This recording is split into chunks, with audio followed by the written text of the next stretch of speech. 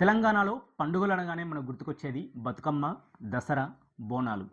ఆషాఢ మాసం వచ్చిందంటే తెలంగాణలో బోనాల జాతర షురూ అవుతుంది.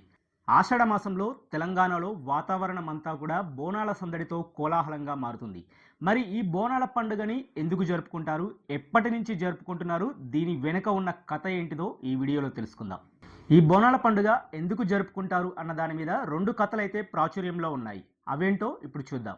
ఈ బోనాల జాతర వెనుక ఉన్న మొదటి కథ ఏంటంటే 1813వ సంవత్సరంలో సికింద్రాబాద్, హైదరాబాద్లో ఒక భయంకరమైన ప్లేగు వ్యాధి వ్యాపించింది. అదే సమయంలో ఇక్కడి నుంచి కొంతమంది సైనికులు మధ్యప్రదేశ్కి వెళ్ళి అక్కడ వర్క్ చేస్తున్నారు. ఈ వార్త తెలుసుకున్న సైనికులు మధ్యప్రదేశ్లోని ఉజ్జయిని మహంకాళి దేవాలయానికి వెళ్ళి ఈ ప్లేగు వ్యాధి ఎలాగైనా నయమవుతే నీ విగ్రహాన్ని అక్కడ ప్రతిష్ఠిస్తామని మొక్కుకున్నారు.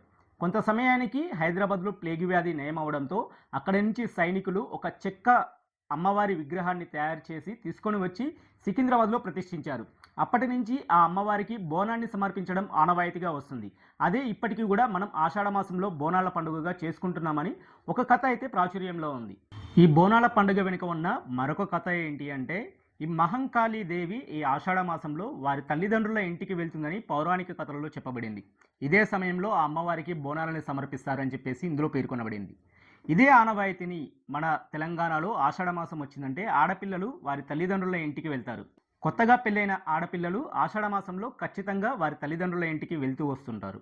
ఈ ఆషాఢ మాసంలో గోల్కొండలో మొదటగా ఘనంగా ప్రారంభమైన బోనాలు, ఆ తరువాత సికింద్రాబాద్ ఉజ్జయిని మహంకాళి దేవాలయంలో ఘనంగా బోనాల జాతర నిర్వహిస్తారు. ఆ మరుసటి రోజు ఇక్కడ భవిష్యవాణి చెప్పబడుతుంది. తెలంగాణలో వర్షాలు ఏ విధంగా పడతాయి, పంటలు ఏ విధంగా పండుతాయి, తెలంగాణలో అభివృద్ధి ఏ విధంగా ఉంటుంది అనేసి ఇక్కడ రంగం చెప్పబడుతుంది. ఈ సికింద్రాబాద్ బోనాలని లష్కర్ బోనాలు అని కూడా అంటారు. దీని వెనుక ఒక చిన్న కథ ఉంది. అదేంటంటే, అప్పట్లో ఈ ప్రాంతంలో బ్రిటిష్ సైనిక స్థావరాలు ఉండేవి. ఈ సైనిక స్థావరాలని లష్కర్ అని పిలిచేవారు. ఆ పేరు మీదనే సికింద్రాబాద్ బోనాలకు లష్కర్ బోనాలు అని పేరు వచ్చింది. బోనాల పండుగ అనగానే మన అందరికీ మొదటగా గుర్తుకొచ్చేది పోతురాజుల విన్యాసాలు, తొట్టెల ఊరేగింపు, డప్పుల చప్పుళ్ళు. ఆ డప్పుల చప్పుల్లో పోతురాజుల విన్యాసాలను చూస్తే ప్రతి ఒక్కరు కూడా మైమరిచిపోయి నృత్యం చేయని వారు అంటూ ఉండరు అని అంటే అతిశయోక్తి కాదు. అదేవిధంగా హైదరాబాద్లోని అన్ని ప్రాంతాలలో కూడా ఈ బోనాల జాతర ఘనంగా నిర్వహించబడుతూ ఆషాఢ మాసం చివరిలో లాల్ దర్వాజా వద్ద అమ్మవారికి బోనాన్ని సమర్పించడం ద్వారా హైదరాబాద్లో ఈ బోనాల జాతర ముగుస్తాయి.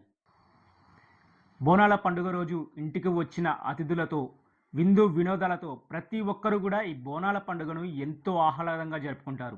మన తెలంగాణ సంస్కృతిలో మమేకమైన ఈ బోనాల పండుగలో మీరు ఏ విధంగా సెలబ్రేట్ చేసుకుంటారు? మీ అమ్మవారికి బోనాన్ని ఏ విధంగా సమర్పిస్తారు? మీకు తెలిసిన మరికొన్ని విషయాలు ఏమైనా ఉంటే కింద కామెంట్ సెక్షన్లో కామెంట్ చేయండి. అదేవిధంగా మా ఛానల్ని లైక్, షేర్ అండ్ సబ్స్క్రైబ్ చేయండి.